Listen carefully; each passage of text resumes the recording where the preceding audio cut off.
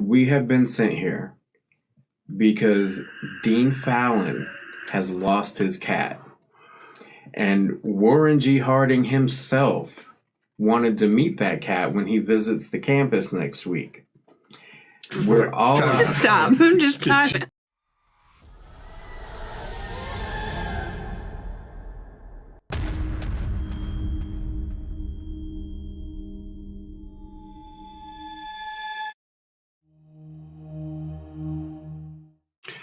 Hey everybody, welcome back.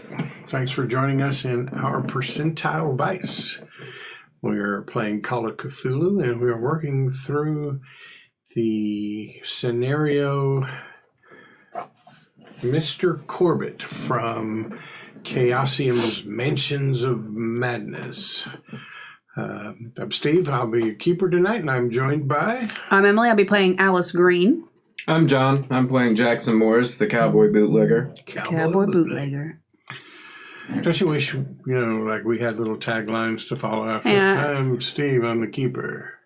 And that's it. And Yeah, I did in the beginning. I said antiquarian, but it became very hard to say antiquarian over. It's kind of hard to listen to. It's I'm glad rough. you dropped that. So I stopped. Antiquarian. Antiquarian, because I can't say it normally. I have to say aquarian.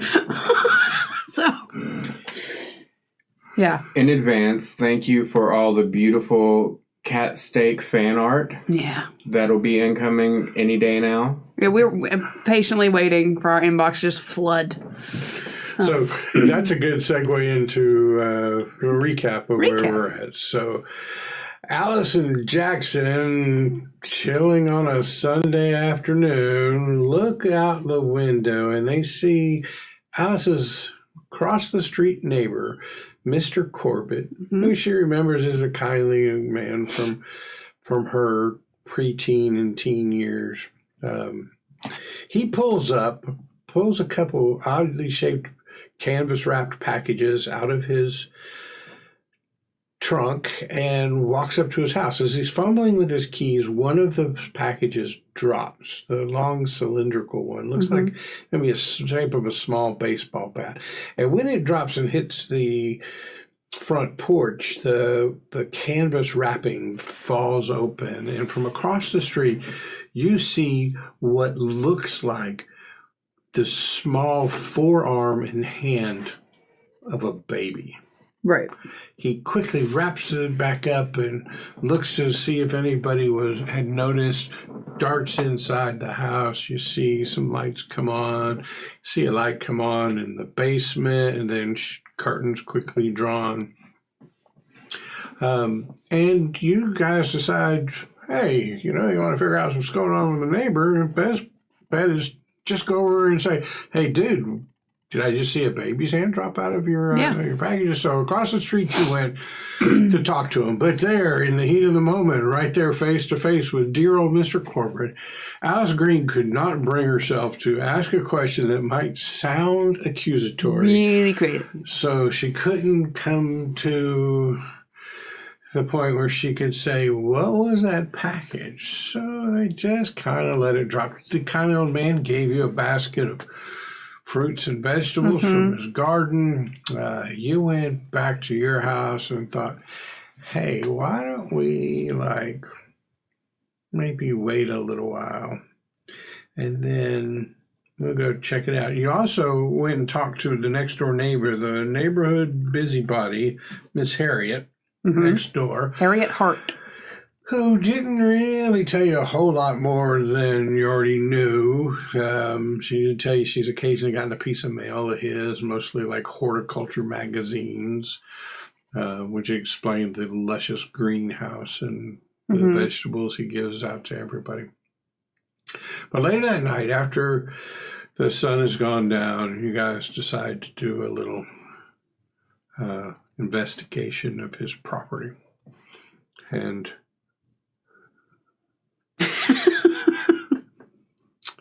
keeping a lookout on the street. Yeah. Alice keeps a lookout on the street, and Jackson goes traipsing around the backyard, around the house, looking for something. I forgot to mention earlier that day when you were getting information from Harriet, Jackson had slipped into the greenhouse to see what was up there and see if he could see anything, and found some odd plants, grabbed a couple leaves and pressed them into his journal of plants he'd never seen before. But at night, sneaking around the house, he goes to peer into the window of the only lit room, the front room of the house, and he is immediately noticed by Mr. Corbitt, who comes out of the house. Or, what are you doing, skulking around my house and in my bushes? To which Jackson innocently replied, I am chasing a cat that whipped through my house and stole the steak right off my plate. As you do. Right. Right. A skeptical look ensued from Mr. Corbitt, and a really pathetic Fast talk roll. Fast talk roll left Mr. Corbitt still not believing it. So Jackson spread the bushes and said, oh, look right here. And there, miraculously on the ground, behind the bushes, was a very fresh piece of recently cooked, partially eaten steak. How the universe turns, we don't know, because there was no cat. There was no stealing of a steak off of Jackson's plate. But lo and behold, there was a steak in the bush. Some elder god, just really likes Jackson and was just throwing him a bone. Probably one of those trickster gods that really likes messing with you. Yeah. Maybe Nyarlathotep decided, hey, I'm gonna spice things up a little bit here. Throw a steak in there. That's what they do with their lazy Sunday afternoons. No cosmic horror. They're just I'm going to screw with some people's lives and just make things happen. That's what I would do. Yeah. Great luck roll.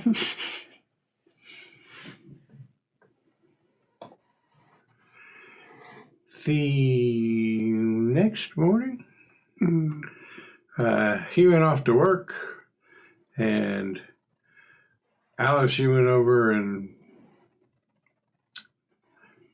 took an antique doily press over to keep the busybody Miss Harriet engaged while Jackson attempted to make entry into the house. He found the basement window in the front of the house unlocked, and he went in, and when he went in, he saw this strange skittering creature with the head of a woman, and where her ears would be, two small arms jutted out, and where her neck and body would be, a single leg. And between that one leg and those two arms, this woman head was skittering around in the place. It was a really nice game, though. Yeah. One nice leg. It was a great game. Poor gamble. Upon seeing this, Jackson jumped back for a second, hit his head on the window, causing a small crack in the glass, but regained his composure, slipped into the room, and attempted to make conversation with the skittering woman thing, which always kept its back against the wall and stayed on the opposite side of the room as Jackson moved around the room, it moved around the opposite way. Jackson found himself at the doorway that would lead further into the house, and when he did that, it placed the skittering woman thing on the front wall, and it skittered up and out the window and disappeared into the hedge stuff in the backyard. Good job. Jackson did some other searching around in the house.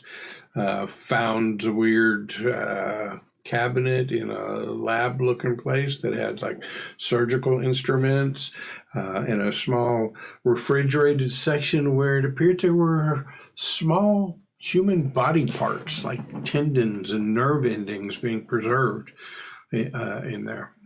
Not much else found in the house, though. One closet did, when he opened it, have an overwhelming stench in it. Then figuring he better leave well enough alone, and the fact that there was now a skittering woman thing out through the neighborhood, out he came, and he did a quick search for the woman thing, was able to track that it went into the bushes and towards the back of the property and has disappeared. Back to the house you went, and you heard sirens. And after a few minutes, the pounding on the door and the identification of Arkham Police. We need to talk to you. Yes. So, here we are. So Monday morning, Mr. Corbitt has gone off to work, and the police are at your front door. They have banged. What shall you do? I will go to the front door and do that thing where you open the door enough to slide your body through and kind of pull the door shut behind you so you're on your front stoop. Yes, officer, what can I do for you? Hello, ma'am. Officer O'Malley, this is my trainee, Jones. Bless you, Alice Green. Yeah, yes, Miss Green. Look, we've been dispatched to the area. Some reports of some strange creature roaming around. Some really odd reports, but what we're probably looking at is some kind of rabbit or feral cat in the neighborhood, but sufficiently enough reports that we've got to come out here and take a look. So we just ask, if you see anything that you call the station. It might be a good idea to, if this is something rabid or feral, that maybe you stay inside for a couple hours and let us get a handle on that. So we're just going door to door and letting you guys haven't seen anything like that, have you? No, I can't say we have. Has it been sighted on this street or one of the neighboring streets? So there's actually one street over, and he points in the direction of Corbitt's Behind house. Corbitt's house. One street over that way, but the first report said that they believed it came from this direction. So, Okay, well, certainly if we see something, we will let y'all know. I hope you find it. Good luck, gentlemen. All right, well, stay safe. Jones, take that house over there. I'm going to hit the one across the street. Thank you. Toodaloo. I'm going to go back inside. Toodaloo. Toodaloo. Yes. Sounds very antiquarian. But it does. 23-year-old antiquarian. Toodaloo. So I'm going to head back inside and shut the door and, go to Jackson and be like, whatever you let out is now terrorizing the streets. I think we have some sort of moral obligation here to maybe go deal with this thing. They said the reports are coming from the next street over behind Corbitt's house, so maybe we find a reason to be over that way. We could take a little drive. Yeah, just try to see if we can hunt this thing down a little bit and deal with it. Yeah. So I guess we'll probably grab our various firearms and load up into Jackson's car and take an afternoon drive around the block. It's a thing you do. But the first turn, I would like to attempt to drift. Not possible in that car. So let's take this thing one step at a time. There's a handbrake, right? Various firearms. Every firearm you own is now packed up in there because you own a 22 rifle and a small 32 handgun, I believe. Jackson's got a 38 revolver, a 38 automatic, and a shotgun. I don't know what he's bringing. I'm bringing my rifle in. I don't think I actually owned... I had one gun. And then you took the sheriff's gun.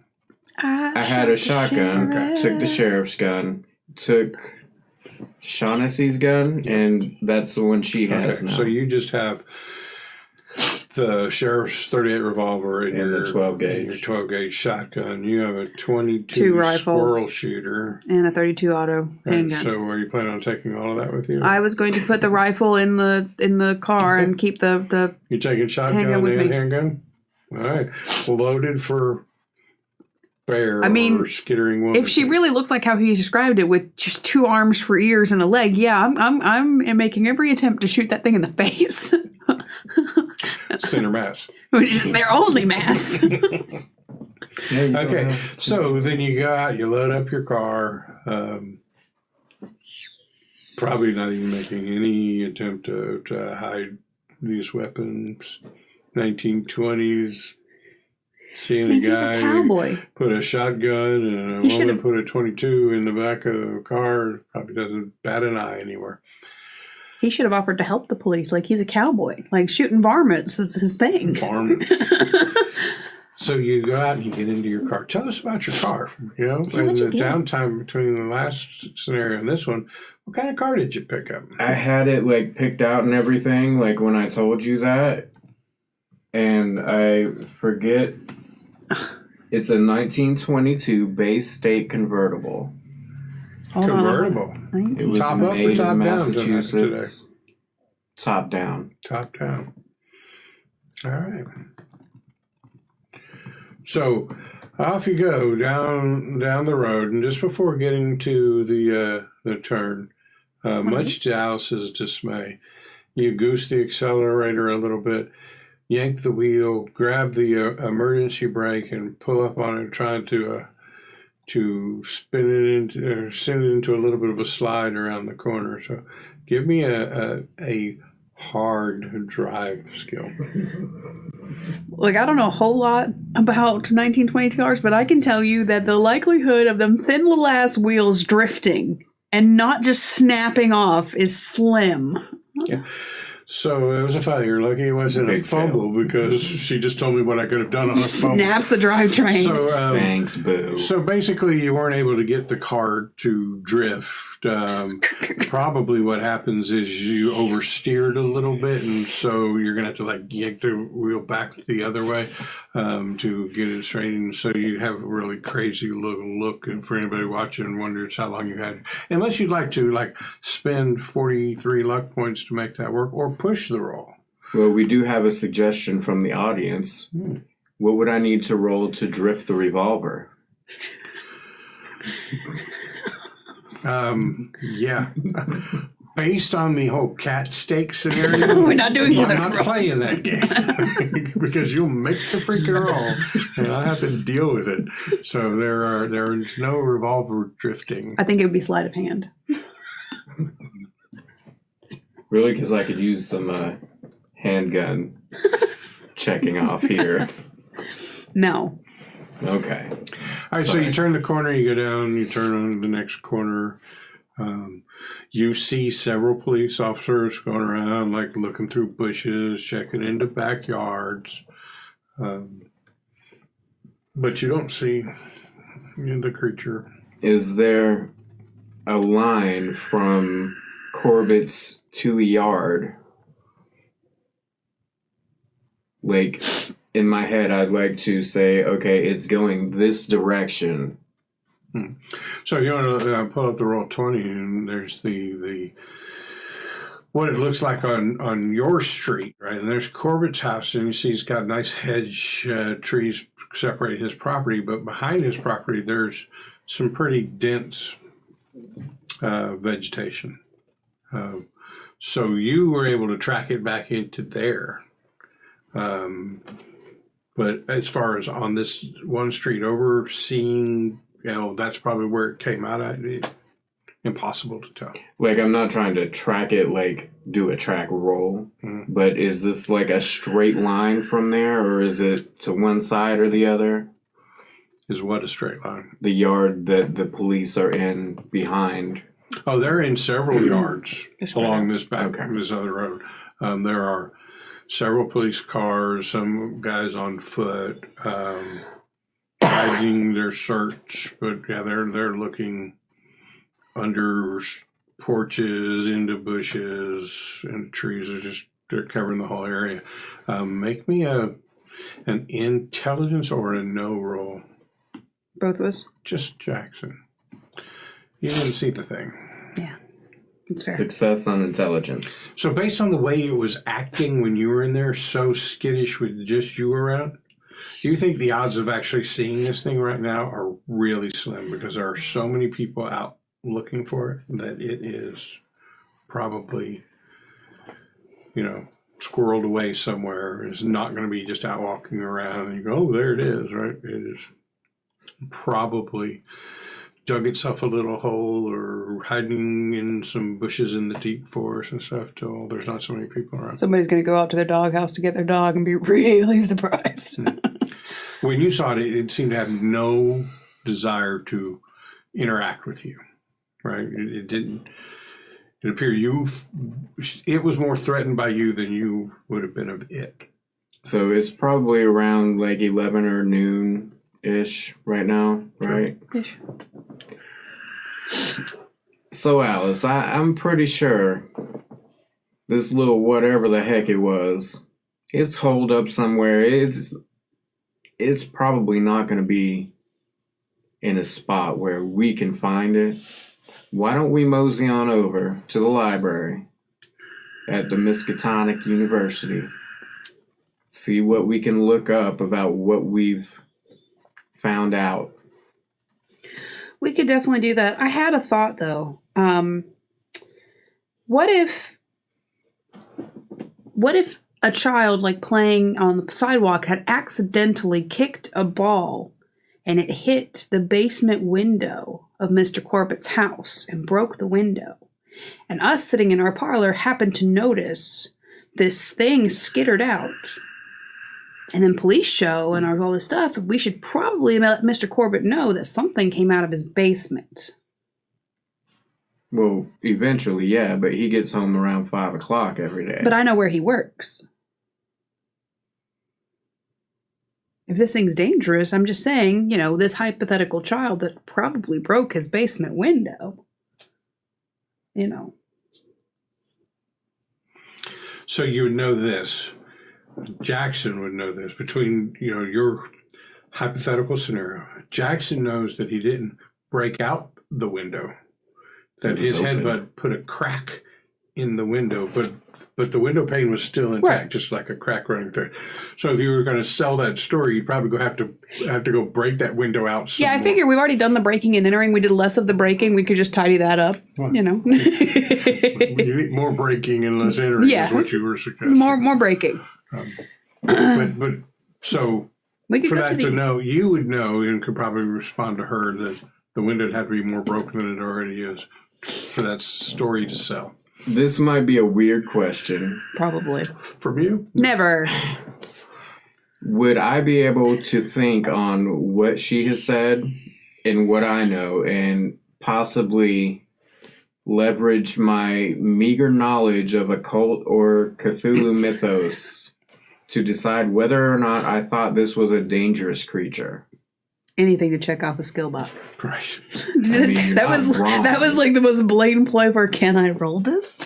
Well, I did remember, like, in between sessions. Oh, yeah. I probably should have been rolling Cthulhu Mythos now that I have it on half the shit I've been seeing, but you didn't. So, just mechanically, right? Cthulhu Mythos rolls are really... If you run into like a mythos book, right, with spells and stuff on it, it's going to work there. And when you're dealing with actual mythos entities like outer gods and great old ones and stuff, it's going to work there. If it's like some cultists did a thing and you're looking at that thing, a cult probably works more, if it's not an actual mythos creature or something like that. This doesn't fit into the. I thought about that distinction a couple of days ago, and so you just gave me an opportunity to tell you and everybody who's watching, about that, right? So just because something is weird, a mythos role may not be the appropriate one. It has to be directly tied to the mythos for it to work. A cult would probably work there. You could do an occult roll there if you wanted. You could even do a natural world roll. Let me see which one I have a better. Yeah, occult it is. Occult it is. I still can't believe that the cowboy bootlegger, cowboy, put so little points in natural world. To be fair, like, we had the one character we made with the points by and the one that we rolled. And I probably should have taken the primary character to be the points by one because I rolled like shit. And my education is super low. You just love the concept of this character. Yeah. Yeah, well. So, So nothing about what you saw triggers any occult knowledge or memories there, right? You do know from looking at it that it looked like those body parts were attached to it. Not that this creature would just naturally like this. It's some constructed abomination. But as far as the,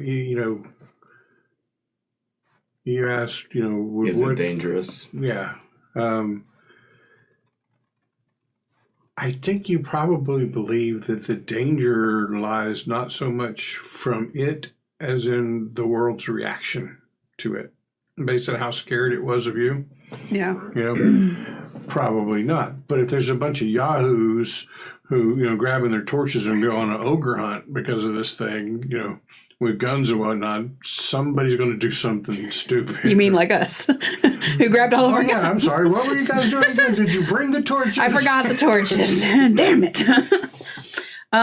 So, we can go to the library and see if we can figure out, but, You might be right. We may need to go let him know. He may have a good idea, but I would fathom that his first idea is going to be that the person looking for cat steak in the bushes might have had something to do with this, so maybe you should go do that alone. Yeah, so I was going to ask you for an idea roll, but since you just came up with that right there, I think you would probably add on to that maybe you guys ought to find out a little bit more about him before you just go in there and tell him this stuff, It's true.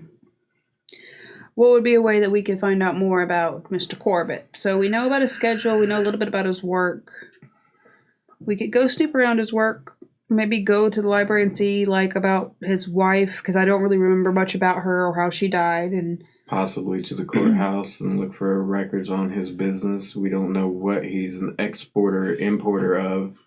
Yeah, so we could probably...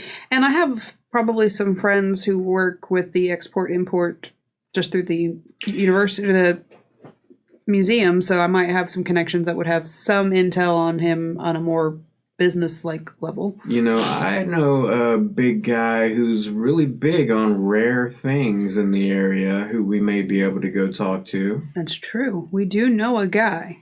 And he likes odd things. We may not be having him in our debt, but we have a working relationship. We could go down to see Mr. Abner Wick. Abner Wick. Thank you, because I had no idea. Would you be visiting him at home or at his place of business? Probably his place of business. And the name of that business? It's Untinkled Trifles. Untested. Correct. Close. Unconsidered. Dang, so close. Untinkled. Unconsidered Trifles. That does sound like something he would name it, though. Yeah, so, right, you guys got plenty of areas of opportunity to do some investigation, and don't forget your good friend Rick Stevens. You could always ask him for Why advice. don't we go to our house, my house, not our house. My apologies, so presumptuous. And give Rick a call. Freudian slip. A little Freudian slip. Find slip. out that Alice is falling for Jackson. Yeah, no offense to John, but we're married in real life, and I don't know that I want my fantasy characters to also be married to him because he's such a jackass half the time. I love you. I'm kidding. Don't act like that. That's a marriage counseling role. Psychology. I'm going to need you to make fast that, talk. I'm going to need you to make that with a penalty roll. Penalty dice. We can go give Rick a call, see if he knows anything, and he might be able to tell us, one way or another, and then decide from there if we want to go see Abner and see if maybe he can shed on some light on maybe, things that he knows that are odd that we need to check out. Because knowing, we could go to the library, we could go to the courthouse, we could go to the business records. That's a lot. Maybe Rick or Abner can help kind of narrow that down to the key, standout points. Well, why don't we go back? You can call Rick, and then after that, if we don't have a better idea, we can Give Abner a call. call on Abner. Yeah. So we'll head back to our house, and I'm going to call up Rick Stevens, PI. Okay, so you pick up the phone and you dial Rick's number on the second ring. That's important. The second ring. Rick Stevens, PI. How can I help you? Time out. You got to do the hat. No, my bad. I won't talk to Rick without the hat. Rick Stevens, PI. How can I help you? Hey, Rick, it's Alice. Alice, what's up, kid? How's it going? I haven't talked to you in a while. Yeah, it's been a while. Have you been good? Been well? Yeah, going great. Business is booming. Marjorie, she just stepped out for a minute, but normally she'd be answering these phones. I'm much too busy a man. Yes, give her my best. It occurs to you the last time it wasn't named Marjorie. This It's like fictional every time secretary. he comes up with a new name for the secretary. It's like, note to self, ask Jackson to be Rick's secretary.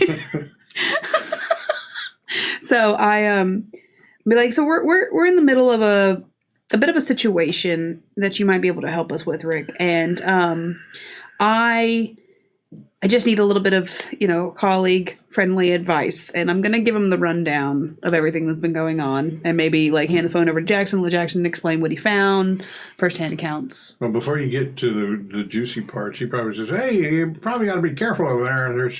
There's rumors and reports going around town of, I don't know, an escaped tiger or something from the zoo terrorizing the neighborhood." So yeah, that would be what I'm calling about. We may or may not have caused that problem. And then I'm going to give him the full All rundown. right, so you give him the whole rundown. And, all right, kid. So it sounds like you got a bit of a mystery on your hands, right? So, when you're trying to figure somebody out, there's two things you gotta do. You gotta know them, and you gotta know what they do, right? So figure out everything you can about what this guy is, who he is, what he does, right? Check out old newspaper articles, see if he's ever, been in the newspaper. Check police reports, see if he's ever had any kind of, criminal history or things like that. That'll tell you who he is. Well, what's he doing? Well, he's found the best way to do that is tail a guy for a while, see what he's up to. So that'd be my advice to you. You guys need any help with this? I mean, I'm slammed with cases, but maybe I can hold on a second. I'm sorry, that's Marjorie. I got another call waiting. I'll get back to you guys. Thank you, Rick. And deadline. So, yeah, you get the distinct impression that Rick almost talked himself into suggesting he could be of help, and then realized he didn't want to be. right, realize like I really wish I could be there, but yeah, I'm busy right now, kid. So yeah, I guess we can. I definitely want to look into something about his wife's death. Is just it's kind of stuck in my mind. I'd really like to go pull that up in the library, and it may just be because if you can't remember something, it kind of itches at you. But I need to see her face and get that resolved, and maybe we'll find some things about what he's been doing or any police reports, like Rick said. All right. So I think we'll head down to. Let's call Abner before we leave. It'll only take a few minutes. Yeah, we can call Abner. I forgot cell phones aren't a thing. We can't just call him on the way. Forgot about landlines. Note to self, our next campaign must be in modern Cthulhu because we keep talking about things that are modern. It'd be cool to do a modern. It would be. Your phone gets possessed by a cosmic horror. It writes itself. It's just right there. Starts tweeting out. Okay. Make me an app use roll. Well, you can call Abner while I go get ready. All right, I will. Do I need to make a roll for that? For calling him? What? What would you roll? You've got his business card from way back when, Yeah. so you know where to call him at. Otherwise, I was going to make you use a library use roll to look him up in the phone book. But you've got his business We card. do. Let me try the library use before. No. Stingy little skill The phone's checker. a little quiet. I think I might, try to tinker with it. Don't you break my phone. Okay, ring, ring. Jackson, it's been so long. I believe the last time we talked, I was letting you know how the authorities had come to certain appropriate, if not convenient, conclusions about what happened at the house with the young students and the ropes and the death and all that. I believe that was the last time we talked, Mr. Wick, but I have a different matter. Most convenient resolution to the whole thing, when you say. I would say. But we have a matter that's on a different business this time that I thought you might have some particular insight into, knowing your line of work. Rare books and antiquities? Rare things. Well, like steak and other kinds of meat. Steaks. Extra rare. Anywho, I just wanted... Reminds me of the first time we met. Indeed. We got the surf and turf, I believe. Indubitably. It was wonderful. I needed to ask you about a man named Bernard Corbitt. Mr. Corbitt. Bernard Corbitt. Most people in polite society in Arkham are aware of Mr. Corbitt. Owns Corbitt Import and Exports. What sort of product does he tend to move around? Whatever is profitable. If he gets a good deal on Persian rugs, he'll bring a bunch in and then sell them. And if he can get a good deal on American products and services, he'll buy a bunch and then send them overseas. Most import-export businesses don't particularly specialize. They just specialize in buying low and selling high. Well, I'm less concerned about what he specializes in and more concerned about if he has any sort of special dealings, if you catch my drift. I am not aware of any. All right. I just figured, you get into some far out things and maybe you had seen him on one of those journeys. Oh, I'm not sure exactly what you're talking about, but I can assure you that our paths have never crossed, except on maybe at a gala event somewhere. All right. I suppose I will let you go then. Gotta be hitting that dusty trail. But, please, don't hesitate to call. I won't. It's so fun talking. So before we go, I think I want to go see Miss Harriet, just so we can really round out the voices here. I'm kidding. But Let's go back to that restaurant and see if Homegirl's back. oh, Julie.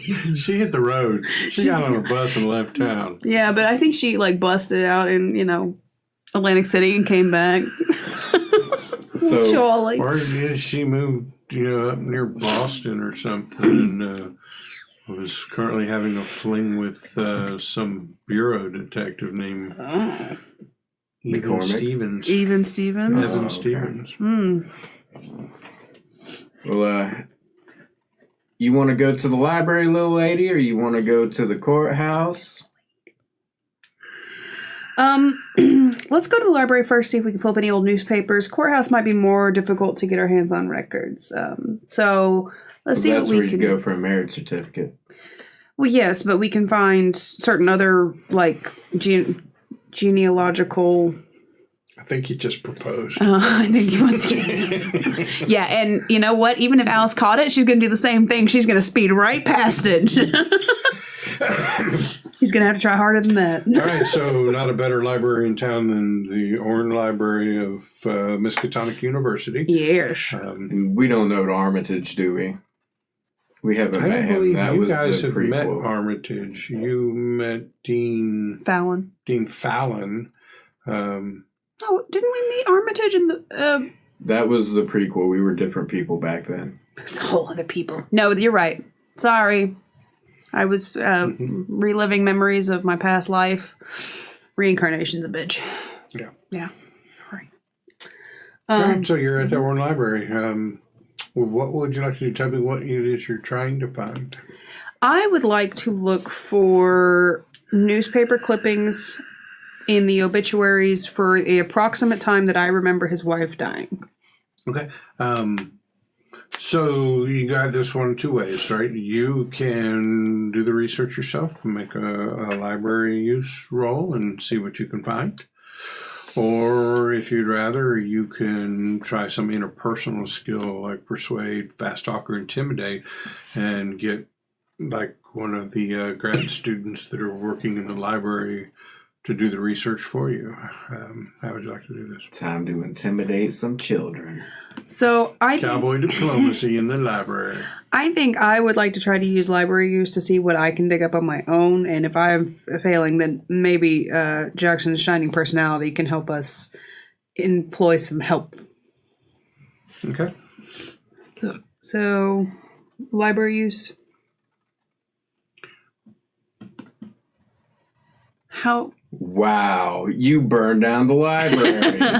Epic failure.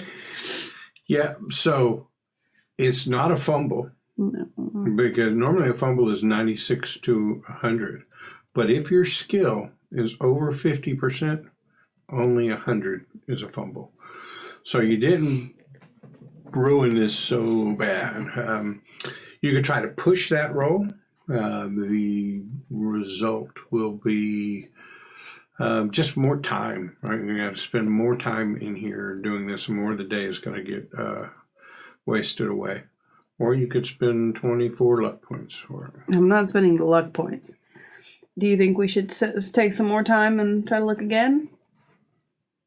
Well, if you are wanting to have a heart-to-heart with Mister Corbitt later, we probably should meet him soon after he gets home, around 5-ish. I mean, we have a little bit of time, but...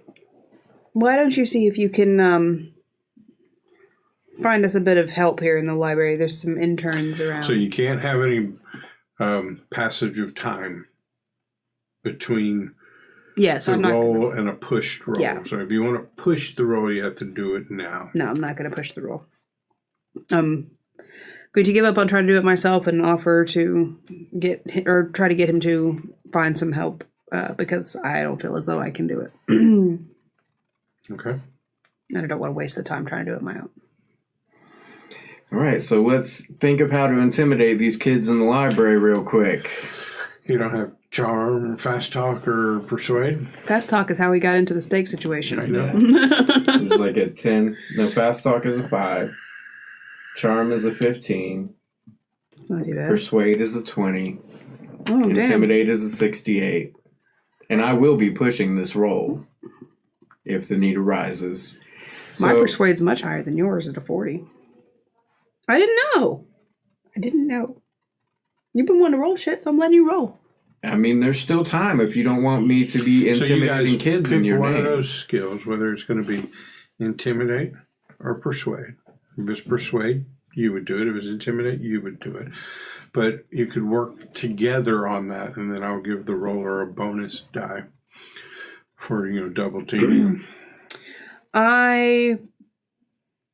You want to work with me to intimidate some kids?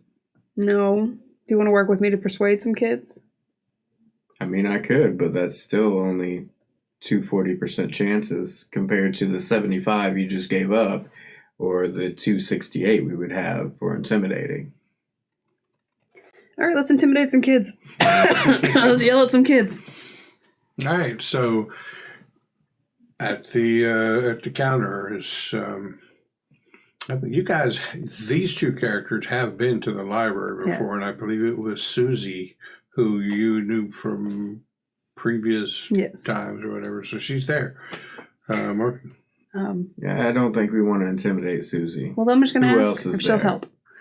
I'm just going to talk to her like a person. No, you have baited me into an opportunity to check things off, and now I'm going to intimidate a kid, whether we need to or not. Go ahead and So ask I think Susie. you can do intimidation without necessarily being mean and overbearing, right? You could, push the urgent nature of this thing, or throw a couple names around like Dean Fallon or whatever, so that they feel like they have to do it without feeling like you put a gun in their face, right? There's levels of intimidation. Or to chase them. Say, and I'm just, you don't have to go straight to, right. Don't make me break your thumb, Susie. For not pushing rolls, but okay, let's talk to Susie. Hi, Susie. Are you making the roll or me? You can make the roll. She's setting it up. Just so setting that it up for bonus. you. Hello. Alice, remember? Right. Yeah. We're looking for a little bit of help. We're looking into trying to find some documents, and I'm having a lot of trouble. And I was wondering if you'd be willing to give us a hand rounding up some documents. I'm really quite busy with the reshelving. Well, listen, Susie.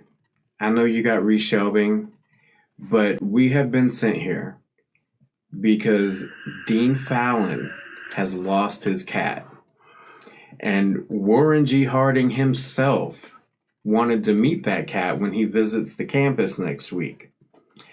We're all... Just stop. Just time out. Did you do the research? Is Warren G. Harding an appropriate figure for this time era?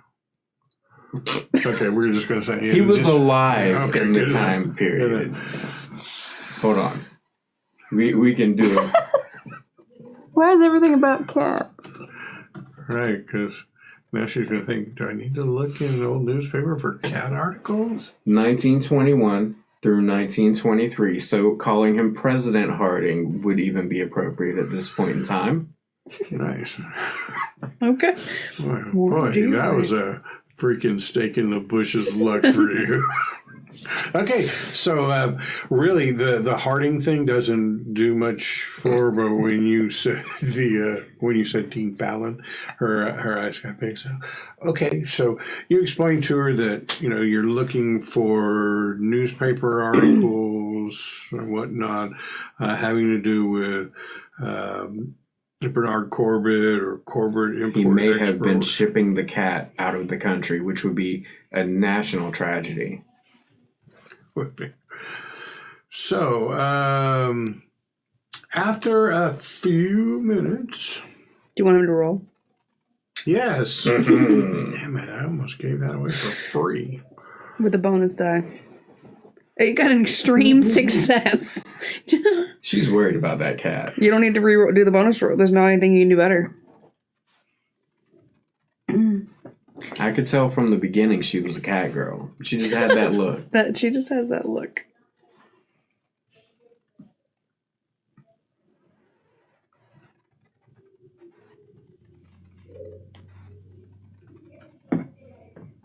Speaking of cat girls, I'm sorry if you hear our children.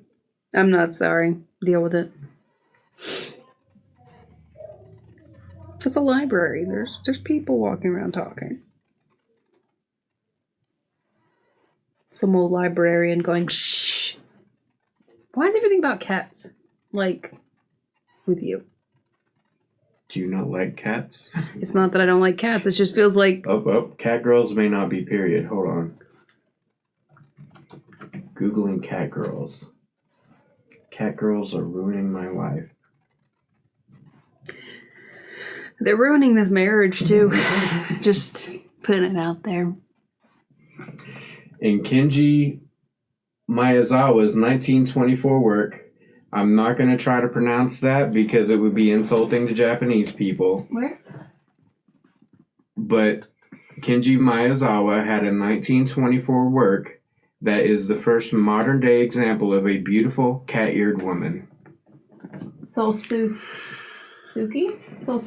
Suisensuki no Yaka. Okay, so after a little bit of time, Susie comes back with some stuff. And the first thing she found is a newspaper article from 14 years ago. Alice, would you like to read that? So I that, would. Jackson can understand it. Local businessman killed in an accident. It was learned today that Theodore Corbitt, owner of Corbitt Importers of America, is dead, victim of a tragic accident while vacationing in India. Corbitt, while in the company of his son Bernard, died in a fall while the two were traveling through the high mountains of Punjab. According to authorities, the two men were on a hiking trip when they were set upon by a group of bandits known to frequent the area. While being pursued down the mountainside, the elder Corbitt apparently lost his footing and fell to his death.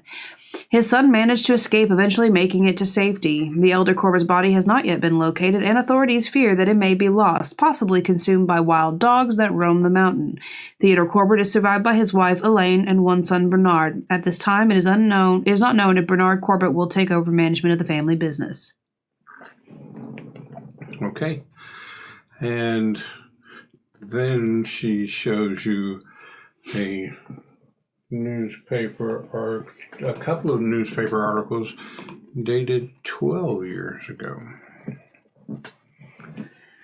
Obituaries. Corbitt, Lynn Ann Myers, age 22, died in... The minute you read that, you realize, oh, that's right, that was his wife's name. It was Lynn. Died in childbirth in her home. A graduate of the Piermont School, Miss Corbitt was married to local businessman Bernard Corbitt 2 years ago. Funeral services for both mother and child will be held Saturday afternoon. Mrs. Corbitt is survived by her parents, Edward and Shirley Myers, and her husband, Bernard Corbitt, president of the Corbitt Importers of America. And then nurse hospitalized after accident in patient's home. Professional nurse Miss Mona Dunlap was admitted to Central Sanitarium yesterday following an accident that took place in a patient's home. Her condition was diagnosed as serious. Miss Dunlap, hired by Mr. and Mrs. Bernard Corbitt to help with Mrs. Corbitt's confinement, apparently suffered a stroke while attempting to deliver the Corbitt's baby unassisted. Mr. Corbitt returned from his office Wednesday afternoon to find Nurse Dunlap unconscious and his wife and infant son dead due to complications arising from the birth. Doctors at the sanitarium say the woman has yet to regain consciousness and may be sometime before the full extent of her injuries are known. So we may be, maybe we ought to go check out that sanitarium again. Another dealing with Nurse Cratchit? Do you think you could handle it? Yeah. Hopefully we'll have another improvement session before then, and my intimidate will go up a little bit. No, you listen here, woman. You know, her resistance to intimidate is pretty big. But... yeah. She gets out the ruler. Stop it. Sorry. Susie gives those to you, tells you that's all she could find, and she's like, and I've really got to get back to the stacks. So. Thank you, Susie. We appreciate it. So obviously, we'll kind of like tuck ourselves away in a corner. So obviously, there was some kind of something happened during that birth. I mean, what's the likelihood of a woman having a stroke and mother and child dying of complications during childbirth, all in a matter of hours? Like, what's the odds? I'm not asking you to actually do the math. I'm not a mathematician, miss. Yeah. Which also makes a mathematics role. Mathematics. Credit rating. Make an actuarial role. Accounting. That would be it. There is actually an accounting skill. I have no fucking clue. No idea. Oh, I need to get the roller back up for... Yeah. Also, while we're here, we could look more into the business. Look more at the newspaper clippings. What time is it? Let's say it's early afternoon. Let's say 1 o'clock. Judging from what Susie was pulling, I think she pulled us pretty much anything she had for the Corbitt or Corbitt Enterprises. There didn't seem to be much more as I was watching her dig. There would have been articles, and Corbitt, and, acquires this company, did this or that. But nothing that jumps out as relevant beyond just normal business page stuff. Are you saying we pretty much found all the info on that? Like, we feel like we pretty much found all the info on that? Because I'm kind of curious, like, is there anything indicating maybe he bought up a medical supplies company. I don't know, like in the 20s, if that was still a thing. So there are articles, just generally business page stuff about, but nothing to that extent. But you kind of figured that if you're interested in information like that would probably be kept at the company, and We'd have to break into the company. Kind of right up your alley. Okay. But it might be worth talking to this Miss Dunlap. If she's still at the sanitarium. It's worth looking into. Were there any pictures of his wife? Look and see if there's an obituary for Miss Dunlap here. With your library use. Can I assist her? What's your library use? 20. I don't think you can assist me at my 75. Or I think it was 20. It might be 10. Yeah, it's 20. So I'll look to see if I can find an obituary for Miss Dunlap. Go for it. Success. You don't find an obituary for Miss Dunlap, but that's not particularly surprising to you. Once folks go into the asylum, there's not, Right. They usually don't merit an obituary. Right. Sad as that may sound.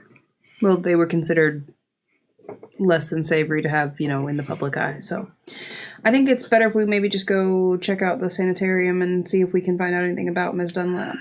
And then maybe swing by and see if we can watch Mr. Corbitt coming home. Sounds good to me, Tail miss. him. Why are you calling me miss all of a sudden?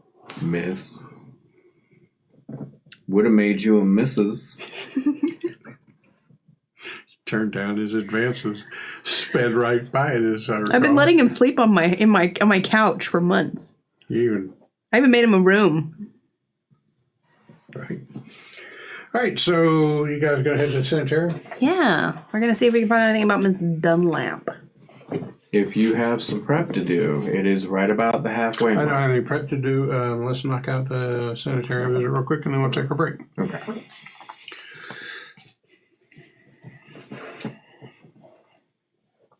All right, so you go in. Lucky for you, Miss Cratchit works the evening shift, which was the last time you guys came very late at night to the sanitarium. Not skeevy in the slightest. But the person in charge looks up the file, sees something. You see a little bit of discomfort on her face, but she says, "Well, the attending physician was here, and she runs and gets Dr. Jones." Sure, Dr. Jones. I was going to be a little more imaginative, but all I could come up with was Gilstrap, and I didn't Gilstrap. like it. So Dr. Jones comes out to talk to you. So let me have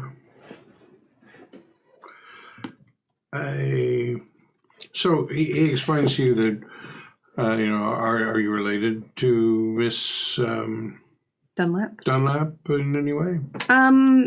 She's an old family friend. And Your medical records are really kind of private. She is my second, third cousin, twice removed by way of marriage to my third uncle. Oh, okay.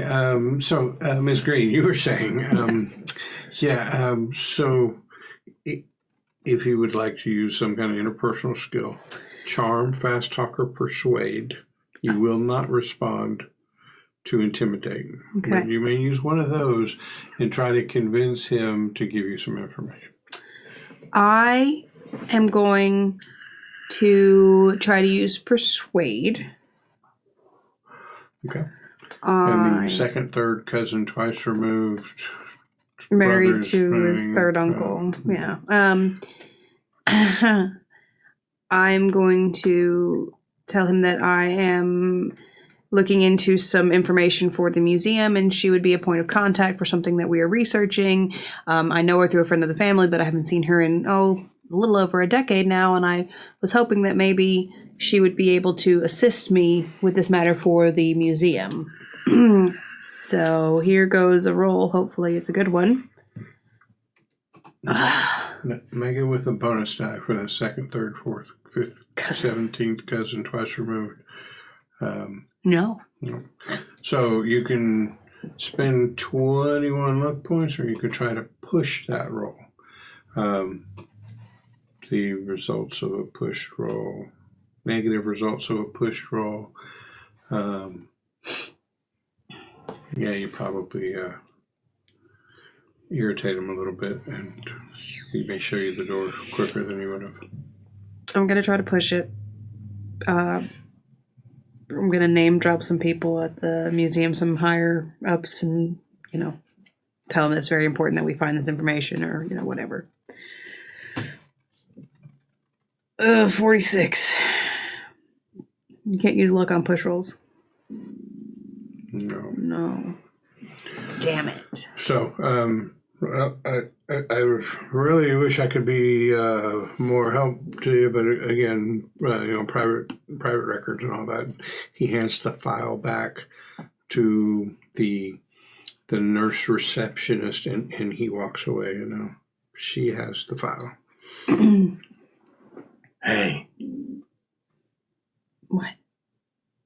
I'm gonna do a little business with this lady. I know you got some of them magic disappearing skills. It's not that good, but okay. I'm gonna try. So, Jackson, where is the file located at this moment? So when you walk in this large foyer, there's a glass in section with a little cutout. And you remember the last time you were here, there's a nurse's station and a little office back there. It is located right there on the other side of the glass, in front of nurse, and the little name tag says Betty. Okay. I am going to walk to the side closest the door of the nurse's station. Is it a door that's away from the glass cutout? So it's only a couple feet away, right? So you're in this foyer. On the right side is the glass, got a little counter there for, writing things on or whatever. Glass cutout. On the other side of the glass is the nurse. A couple feet down is a door that gets into the area that she's in. Okay. And then it opens up into a common room past that. Back in there, there's hallways and whatnot, and that's where the doctor came from. Just faint. Jackson's going to walk up normally, and when he gets close to the door, he is going to... Oh! Abigail, I'm coming to you, and he's going to fall into the wall and huddle on the ground, trying not to let the nurse see the slight smile on his face. Okay. Faking heart attacks. So is there a performance or anything like that? Persuade.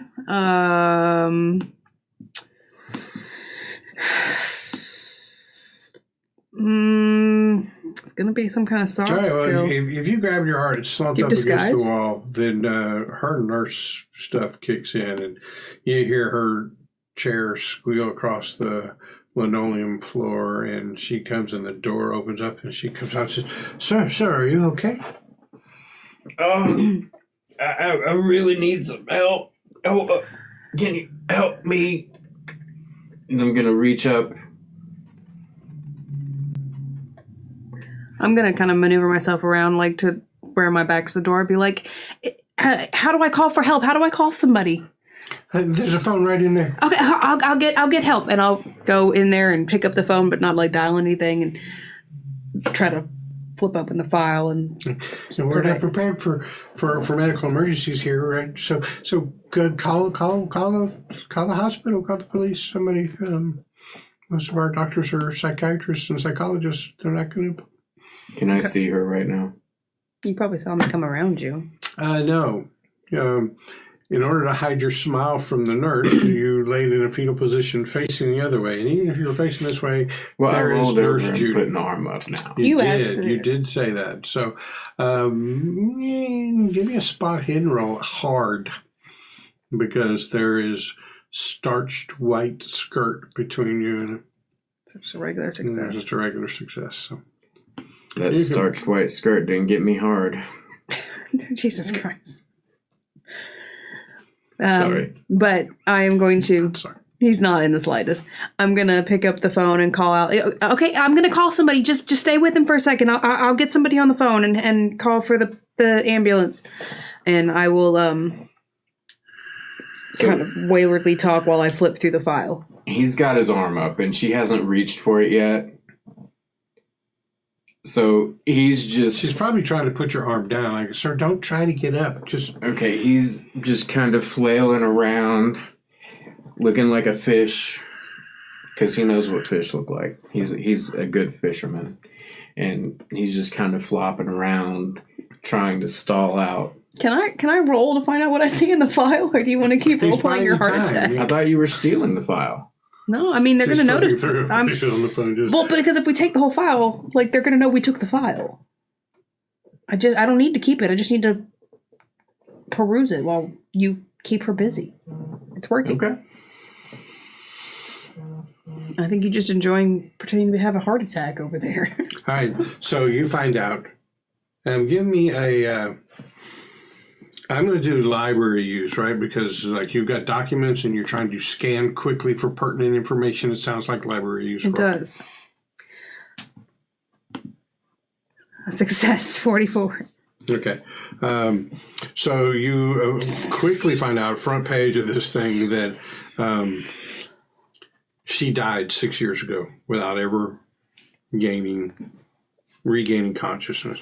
However, you flip to the next page and you see a little write-up from the doctor, what time, she died and everything. And you find out from his little narrative that she apparently regained consciousness just at the moment of her death and uttered the last words, and he wrote them down. And her last words were, "It was awful. It didn't have any arms or legs or hardly a face. It should have died. It should have died along with the other one." And doctor's note after that just attributes it to, years in a coma-like fugue and what kind of dreams have been going on, and it's delirious. Okay. I'm going to shut the file and come back out. They said that I'm going to want a stealth roll from you.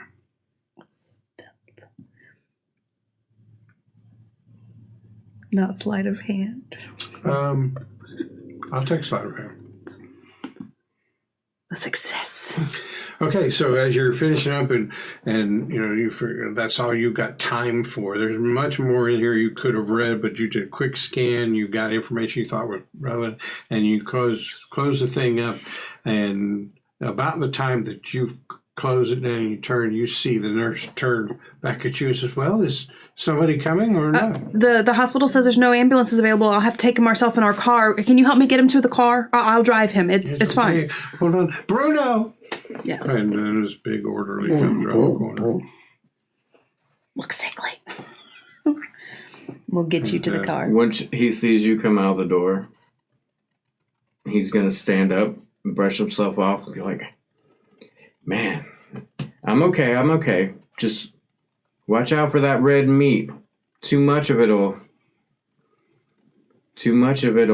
mess you up real bad, but we got this." So those two just stare and look at each other and look at you guys. Bruno shrugs and heads off, and Nurse Betty just dumbfounded. And be careful. And she turns and goes back inside. You guys can leave the... We'll head to the car. and I will tell you what I found. So it sounds like maybe it was a twin birth, and one died and one survived. I mean, no legs, no arms. What makes you think that? Because of what I just told you about the file. What'd you tell me? I opened the file to find that she died 6 years ago, but just before she died, she regained consciousness and called out. It was horrible. It should have died with the other one. It had no arms and no legs and barely a face. Implying that there was 2 babies. One died. Babies. One died, and it looks like one survived, but was horribly deformed. But, I mean, that...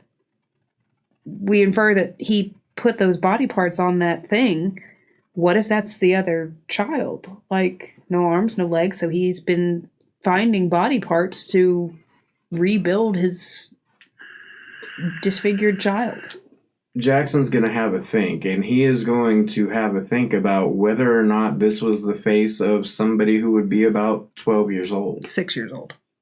6. 12. The nurse She died 6 years She ago. died 6 years ago. It was 12 years ago. My bad. You were right. I apologize. Idea roll? Yeah.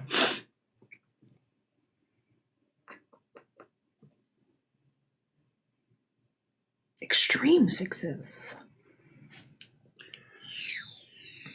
The face on the skittering woman thing looked like 30s or 40s, easy.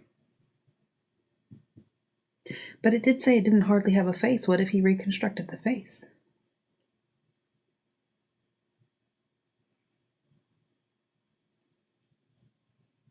Just like your face off. Stop.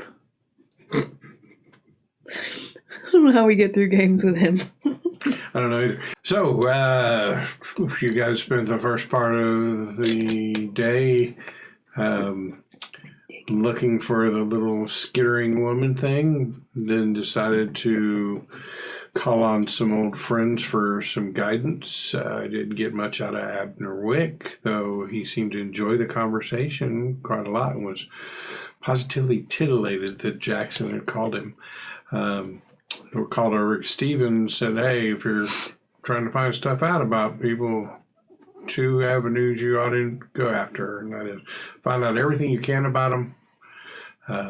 Newspaper, records, archives, and then it's always a good idea to tell somebody, find out what kind of stuff they're doing.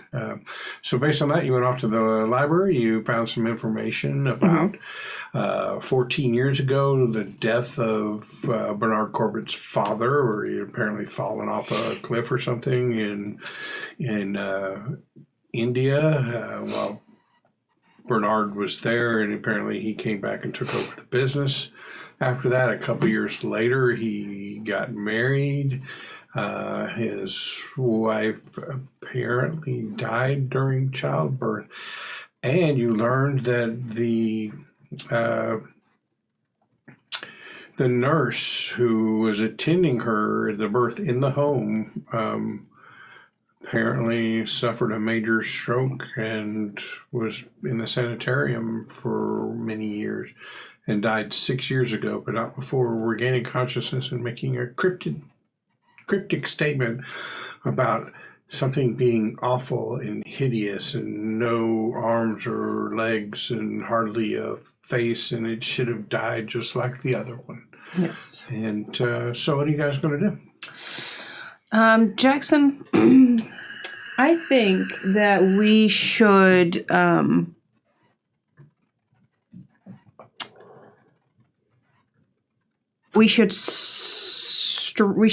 tail Mister Corbitt. A stakeout. A stakeout, which is going to be difficult given that one of our lovely viewers has banned the spot hidden roll for 10 minutes. Oh, that is just so brilliant. It's like he somehow in the break thought about, what would I do? Probably go tail the dude. What will they need to be able to do that? Spot hidden. Okay. So, Jerks. I need you guys to not metagame this. No Your metagaming. characters need to do what they would do. You guys know that spot hidden is off the table. But, so. Yeah. No, I'm down. I got it. Challenge. So, have you returned back to your place then? Or are you guys going to do some other investigation around If town? we had that conversation In the car. in the car, I imagine before we went back to our place, we would probably go to... See, now he's calling it our place. We would probably go to... His work and try to His work. tail him.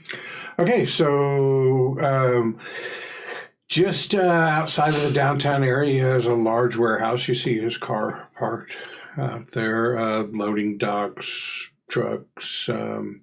Give me a... Oh, Aw. No spot hidden. no roll. spot hidden. So here's what you can see that is not requiring a spot hidden roll. There's loading docks in the back, couple loading dock doors, trucks that come and go. The very front of it has facade, and like you can tell the couple of offices and office space are at the front of the building and enjoying the front windows and everything. In the back of the building is probably warehouse space. His car's parked out in front. It's mid-afternoon. All right. Is there any businesses across the street?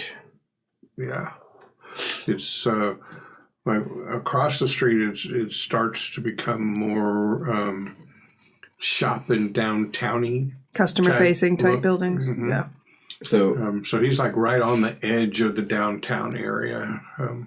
I'm going to park at one of those businesses across the street where we can still see his car. And then I'm going to get out and try to put the convertible top up on my convertible. Okay. Like you want to put it up, close it. Okay. Yeah, you've had the car long enough. You can do that without any kind of skill check. Okay. Mechanical use. That was the most pathetic. Can I do mechanical use? Right. I'm going to check the air pressure in my tires. Stop. So we're gonna try to watch to see when he goes to his car. Okay. Right around 5 o'clock.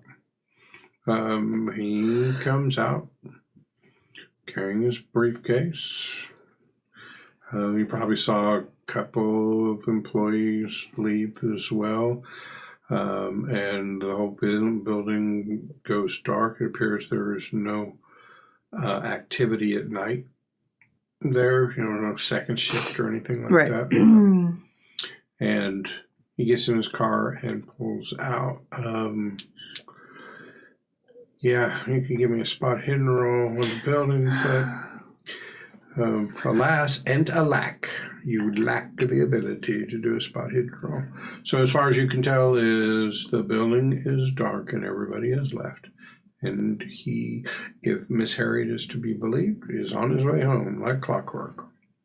I imagine the reason we can't do the spot hiddens is because like we stopped and got food. And, we're in the part of the stakeout where you're eating and you're not really watching. You're just kind of like peripherally paying attention. I think that's where we're at. Yeah. Just munching. Oh, I got a blintz in my eye.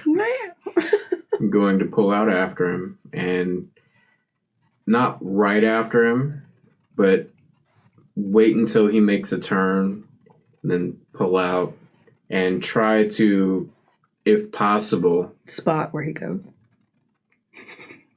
keep a car or two in between us, keep the lights off. Okay. No headlights. So I want either a stealth roll or a drive auto roll to see if you're able to tail him without calling notice to yourself. A failure on stealth. Big ol' 87. That's right. He's going to do a spot hidden contesting that. So let me find him real quick. There we go. How do we tail somebody without being able to do spot hidden? Spot hidden He's in public. He's driving through the public. Spot hidden doesn't. So you see him look up into his rearview mirror one time, and his eyes hold there for a little bit, and so you kind of like lag back a little bit more, and you wonder, was he just driving normally and checking his mirrors every now and then? But his eyes held there for a second. I'm gonna make a turn. If you were made. I'm gonna make a turn talk. away from his house and go like around a block, and basically I know the way to his house. I know what would be the probably quickest way. So a lot of the streets are laid out in a grid-like pattern. So between the area that you live in and the university and then the downtown area, there's a river that cuts through town. There are only a couple bridges over that, right? So, but other than that bridge, there are 1,000 different ways you could get to the same location. So, just take like a parallel street. Just as long as I end up passing by his house at some point that I think he should be there if that's where he was going. His car is there. All right. I'm going to keep going, and I'm going to go back to his office. Okay. What are we doing? I'm going to break in. To his office? Okay, Jackson. I have a feeling that was excellently role played. That's exactly how it looked in the car. We're doing what? All right. So, actor. So there's a alleyway that gets back to the back of the thing where you could park on the street out front. Where are you going to put the car? Tell me what you're doing. We'll put it in the customer-facing area across the street. Okay. What kind of store is that? So that one's probably like a clothing store, but it's a think of a city block, right? So there are several different stores along that facing across the street, right? And probably one of them's got a little nighttime activity going on. Wouldn't be a bar, right? We're in Prohibition, and anything like that would probably be back around the back, but maybe a small cafe or something like that. So I'm gonna take out my cash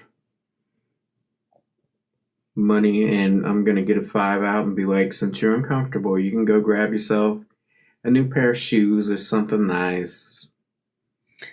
I'm going to roll my eyes, and having funded most of our adventures up until this point, I'm fine. Let's just go get this done. All right, I'm gonna put my money back away. How many weeks, how many months did it take before you were comfortable to start spending that $10,000? Like, probably very recently. Probably started with the car. It probably did, and it probably was a direct result of every time we had to go get a taxi when we were pressed for time, and like. So Jackson sat down and said, "Would I rather get shot by mobsters for having their money, or continue to hail a cab?" Fucking getting them. I think we all make the same. But like him, we waited a couple of weeks, right? It's like, okay, I can deal. If they were going to come kill me, they'd have done it by now. I think I'm good. Technically, there is no Carmody whiskey that is not coming from Declan McBride. So it's true. You did fulfill it, just very roundabout types of way. The logic is sound. I don't think Declan McBride would buy it. I agree with that. But okay, yeah. So just here recently, you have been funding everything, but now all of a sudden he's like acting like big money bags. I don't think you ever told her that you had $10,000. I don't think so either. Did you? You probably got to wonder, where did all this money come from? I know he's been working with Rick, but I know for a fact Rick's not doing that much business. Rick no longer has a car. Right. How do you have a car? He doesn't, because I broke his car. You left him. How do you not have a car? She has the money for it. I don't like to. Needed it. All right, so are you going to stay there? No, I'm going to go with him. Okay. She shuns your $5 and your suggestion that the little lady is not up for the task. So tell me about your approach to the building and how you're going about this. Well, it's been over 10 minutes and 30 seconds, so I'm going to just be rolling spot hiddens over and over and over and over. All right. So from across the street, then you're going to kind of case the building out and see what you can see. All right. So give me a spot hidden roll. Very well played there, Patrick. That was... You knew exactly where we were going, and you fouled us. I'm going to use the 5. Okay. So what you notice is... Well, I was at 69 luck. Nice. Okay, sorry for interrupting. So, sitting out, maybe you got yourself a little outdoor table in the cafe and having a cup of tea or coffee or whatever. The sun starts to go down. It's getting dusk time. What you notice is occasionally a beam of light will pass across the window in one of the offices, and then a little beam of light will pass across the window in another office. A couple minutes later, a little beam of light will pass across the window in another office. And then at one point, you see not the very front door to the business, but a side door. A single security guard comes out of that, and he walks down and kind of walks the back perimeter of the building, back where the loading docks are, and then goes back in the side door. And then you don't see anything for a while. No more. Is the security guard like a good-looking young man, or is he like an old fogey? It's important. It's actually a thing. I'm going to say he's middle-aged, a little paunchy. You figure he's either a guy that couldn't get a better job, or is somebody who is retired. Maybe he's upper middle age. He's retired, but needs to supplement his retirement income. Okay. Because Social Security wasn't a thing yet. That's a stab in the dark, like the Harding thing. Right. Who knows? I've got the security guard. You be ready. Okay. So I am going to throw my purse back into the truck or car and shut the door. And then I'm going to walk across the street to where the security guard is like going around the corner. And I'm going to call out, sir, can you help me please? And I'm going to start like welling up at the eye. I'm going for the like guy who's old enough to be my dad. Innocent young woman. Not like, flirtatious, but, sympathy dad so mode. he takes his flashlight. He says, "Man, what's wrong? What are you doing? You probably shouldn't be out here by yourself." No, I know, but I was at the cafe outside, and this man came by, and he took my purse, and he ran this way. Did you see anybody? And I'm gonna start going full ballistic tears. If you want me to, I could do it for you, but I would really rather not. You could go tears. I could. We're going to save that, but one day I'm going to ask you to do that. So I'm going to a persuade or fast talk, whichever one you find more appropriate. And because of the quality of the role play there, I'm going to give you a bonus die. I'm going to do persuade. I got a success. Let me get my bonus die. It was still a regular success.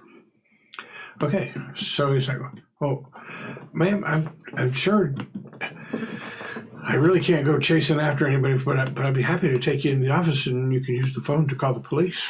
No, I saw him go through the back of the lot this way, just where you were heading. You didn't see anybody going that way. And is it working on you? All right, ma'am, come on. You stay here. I'll check it out. And okay. He goes back to the back. Okay.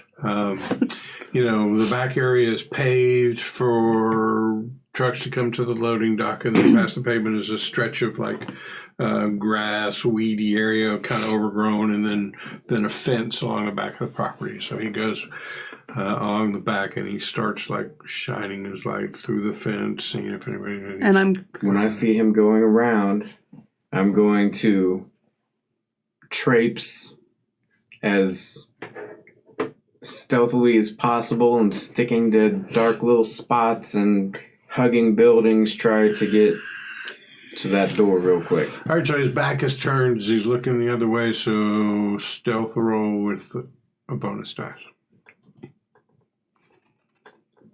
Extreme success. Dude,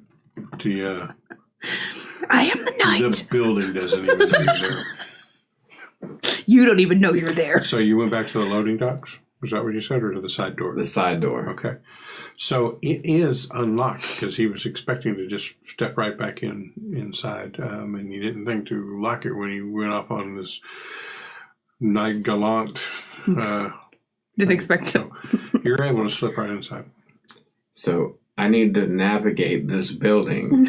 It's pretty simple, Wonderful. right?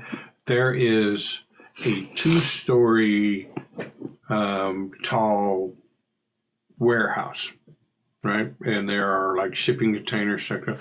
And at the very front of the building, there are 4 offices, 2 on the bottom, 2 up top, and there's just this metal staircase that goes up to the 2 on the top. So no, you don't get to There roll is navigate. no, it's not like, go down the hallway, 3rd door on the left.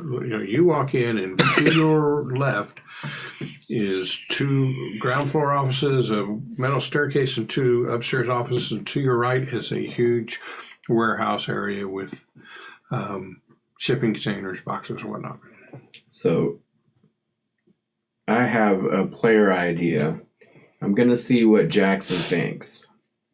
Odd is going to be upstairs because the downstairs offices are probably for customers and associates. So we're going in the bottom. Jackson don't know shit. Okay, in the bottom offices, one appears to be like a receptionist area. Not that there's a lot of foot traffic for, import-export business, Time clock. but probably dealing with vendors and suppliers, that kind of stuff. The other office down there appears to be like a little break room area. Can I listen and see if I hear anybody maybe talking outside yet? Sure, give me a listen roll. Probably definitely going to fail it, but just an attempt to wipe my own booty. Yeah. Yeah, you don't know if it's because you can't hear anything, there's nothing to be heard, or that the door's thick and the brick walls, but you're not hearing anything from outside. So I'm going to run upstairs, Okay. see which one looks like Bernard's office. One office looks to be supplies, like extra paper and pens and cleaning supplies, and the other one appears to be, not only appears, there's a Bernard Corbitt, President, CEO, head Mifwick. Mifwick. You know what Mifwick is? No, that's cool. Motherfucker, what's in charge? Mifwick. That's the best thing I've ever heard in my life. So I'm going to go in. Mm-hmm. Are there windows? 2 facing the street. And I'm going to say 1 that faces the warehouse. Because Mifwick's always got to sit there and supervise. Right, look at it. Mm-hmm. So what is in here? So a desk, chair, a bar. A bar. Yeah, you've little got like a serving little bar. credenza with a decanter of It's the brandy. 20s. And, I'm going to pour myself a little glass of something real quick. okay. You pour yourself a glass. Pretty good brandy. I would like to search around on and in the desk, but if the windows are very nearby, I'm going to try to keep my head up out of them. If you know what I mean by that. Like, I'm not going to be just standing there with, like, my profile in the window. If there's a window right here, I'm just going to kind of... Yeah, so there are some curtains. They're not like blackout curtains, and that's why you could see the guard's flashlight through them, but you feel like you're not going to be seen from the street unless you were to light a light in here, in which case your silhouette would probably be visible from out there. I don't want to light a light just yet. Okay. There's a little bit of ambient light from the city or moonlight that streams in, but nothing to backlight you. So you feel pretty comfortable that you can't be seen from the road. And I am an elf, so I have dark vision. Crossover. Sorry, wrong game. Crossover game.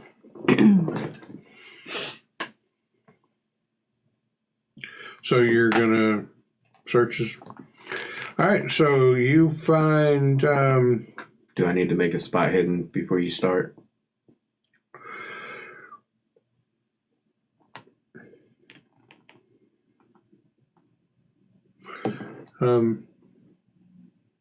Sure. He just wants to after being deprived so many. Yeah, that's fair. Well, too, I know how it feels to start giving out information and be like, Where? oh, I should have made them roll for that, so...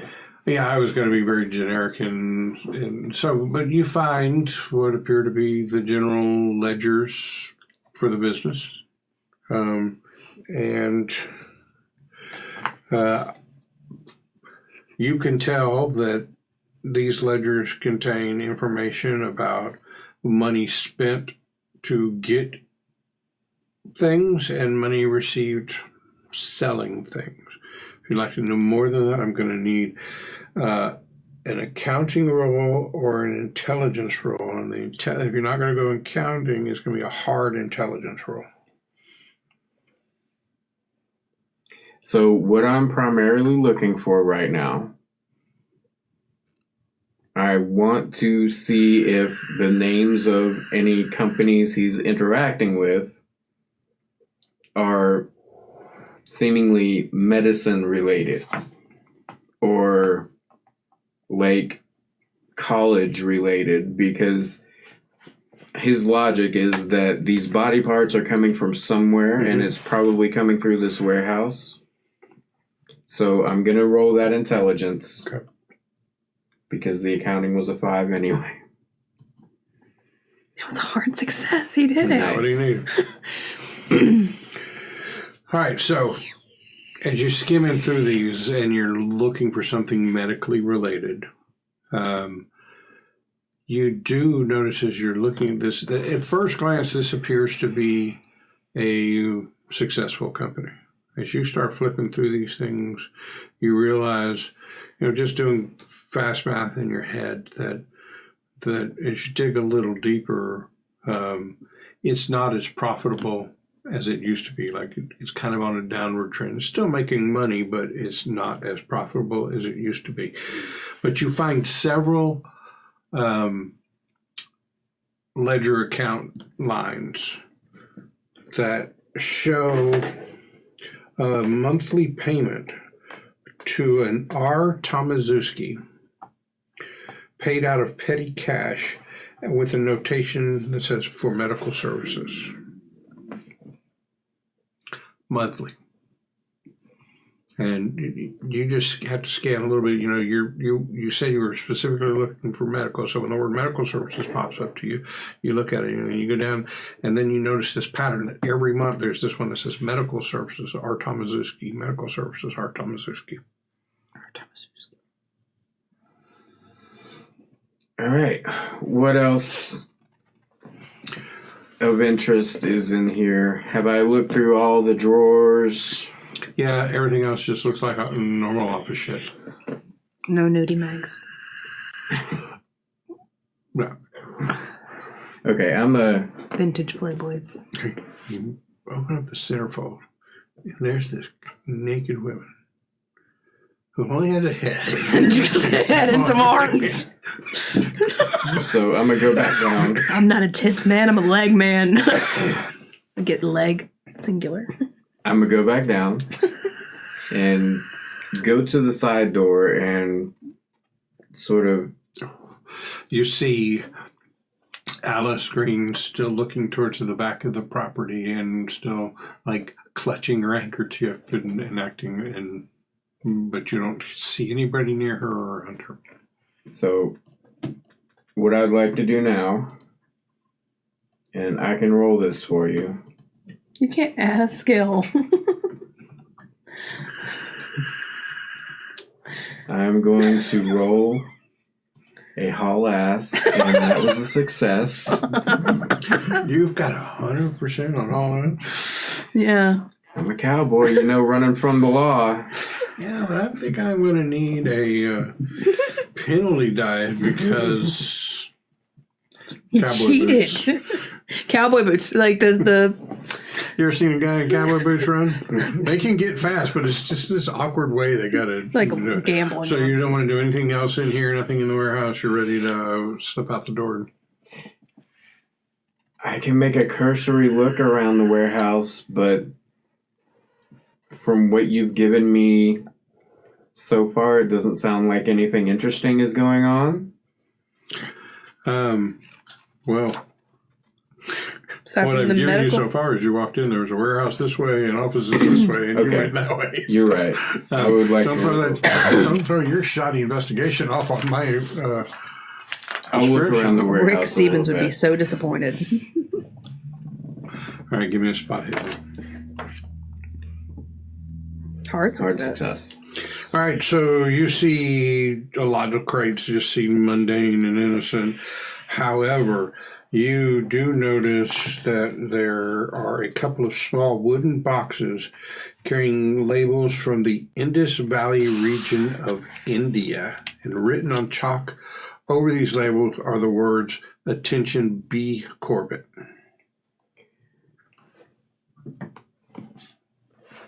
I'm going to roll an education to see if I immediately give a correlation between the geographic region of Punjab and India. No idea. Now I'm going to give you a bonus dice on that because... Wait, you didn't even say India. You said Indus Valley, right? Mhm. Okay.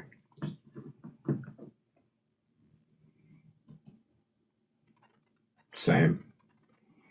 Okay, so yeah, it doesn't click with you that there could be a connection between this and the Punjab stuff.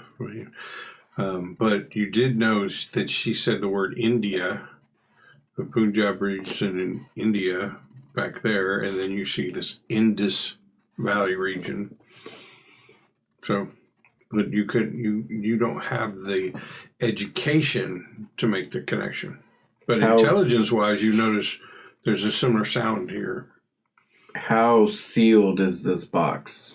It looks like you could probably get the crates open easily enough. Could I get it open and closed without it looking like it had been open and closed? What would I roll to think about that? So, how about a mechanical skill? Because you're dying for it. Me in the chat decided that he has spurs of hauling ass. They're +4 to coolness and an auto crit on all hauling ass rolls. Well, it's canon now. It's canon. So I don't think I would be able to open it and shut it. And so that is a critical failure. That's a fumble. No, 96 is a fumble. You did not fumble. Oh. I was just thinking anyhow. Right. No, I was going to, even a fumble was going to be along those lines. I wasn't going to make you do something that you hadn't said. I'm aware that you said you were just looking at it and trying to figure it out. So looking at it, you know that you could pry the lid off of this relatively simple, little brads or something that are kind of holding it down. But getting it back on in a time-sensitive nature, you probably could not make it look like it hadn't been opened.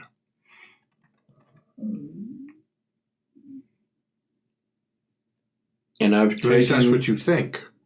I've Because all you taken, did was think on this roll. It's still possible that you could do it and get it back on.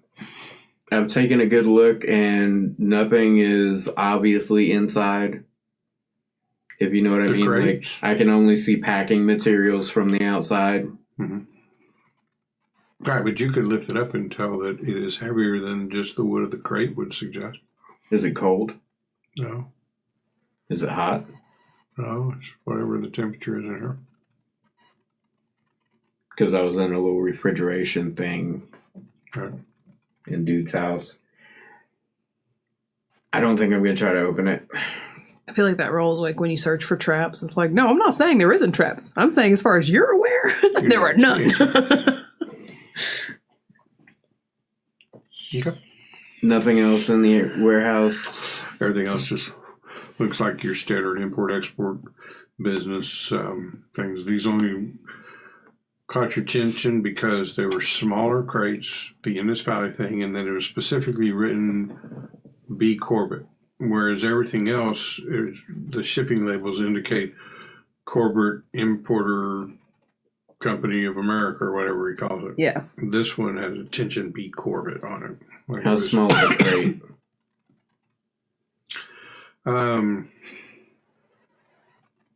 In relation to the size of the packages we saw him carrying in the other night.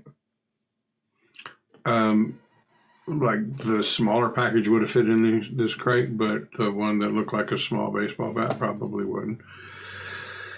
I'm trying to think of a... Do you remember when you were in the field and you tried to hide under a crate that you thought was 12 foot by 12 foot by 12 foot, but it was really foot by foot by foot? So let's say it's about the size of a case of liquor. Like a suitcase. Like if it's time to move, where do you get boxes for moving? You go to the liquor store, all those, that size. It's about what they are. All right. I'm going to go back to the door. Do I need to make another haul ass roll? Are you going to run to the door? I'm going to run once I get to the door. Okay. Well, I'm going to open the door again. Is she still looking? Give me a luck roll. Nope. So you get to the door, and as you start to open it, you hear the guard. Miss, I really got to get back to my job. I don't see anything there. Look, your best bet is to, one, go get somewhere safe, go home, and then call the police and let them know about it, and then we'll get on it. But Can you at least walk me to the other side of the road, please? It's just so dark. Ma'am, I can't. What I can do is I can stand here, right here at the corner of the building, and watch you go across the street. But I have duties. So he'll go past the door, another 10 or 15 feet up to the sidewalk in front of the building. And he says, I'll stand here and watch you get across the street. Okay. I'm going to start walking across the street, and then I'm going to turn back and look at him. And as I turn back, I'm going to let my foot slip, and I'm going to, fall to one side and start to get myself back up.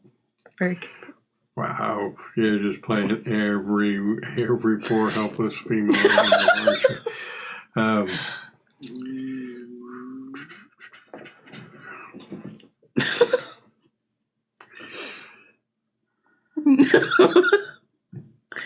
All right, here's what we do. So I'm not going to roll to see whether he would come help a helpless woman. What I want from you is a dexterity roll to pull this off so that it looks like it wasn't intentional. Yeah. If you fail this, he's going to be suspicious that, why did she just fake fall, Okay. And now that I think about it, I wish the nurse back at the I was thinking about that too. had done that for you. But her attention were other places, right? She wasn't scoping you, but his eyes were on you at your insistence. Yes. The whole time. It's like, now, ma'am, you're just being silly. Get yourself up out of the road and go on home now. Okay. So while this is all going on, Jackson, will you be attempting to slink out the door? What am I seeing and hearing? All of that. Did I see and hear all of that? Heard more of it than you saw, right? Because you just cracked the door open, so you saw his body walk up to there. It's probably out of sight now, but you could hear that he's just 15 feet up, and apparently, based on the way you're hearing it, projecting his voice across the street, so you can surmise that he is facing that way. You've heard what she said, so you probably got a good idea that he is facing the other way, and she is trying to keep his attention. I'm going to try to dip out and head the opposite side of the building that he's facing. Go back to the bushes where he was looking for the guy. Okay. Give me a stealth roll. with the bonus dice thanks to Alice. Hard success. All right, so you're able to slip out of the building. Oh, extreme success. Extreme. I am the doggone night. I'm the knight. Before he even gets the, now you just go on home miss. You are towards the back of the building, able to turn the corner and be at the loading docks, or you go towards the fence and the overgrown weeds, but you are out of his sight. When he says, now, ma'am, you just pick yourself up and go on home, he turns around and walks back. You're not sure if Jackson is out yet. Yeah. Because he is the knight. He is. That role was so good. I wouldn't even You perceived didn't him. see him. So, yeah, so I will just very tentatively walk back to the car, trying to see if I see him coming out of anywhere. Patrick said, "Sorry, officer, I couldn't help falling for you." Good one, Patrick. I should have done that. Should have shown a little leg. Been like, is this what's gonna do it? So this is just way off the cuff. Give me a sanity check. As far as you're concerned, he's still in the building, and you're about to walk away from him. Extreme success. I have full confidence. Right. Okay, so, yeah. Yeah. All right. So the guard turns, walks back in the door. You hear the bolt thrown on the door. But you probably don't. You're long far enough gone. back. Are there hedges to either side?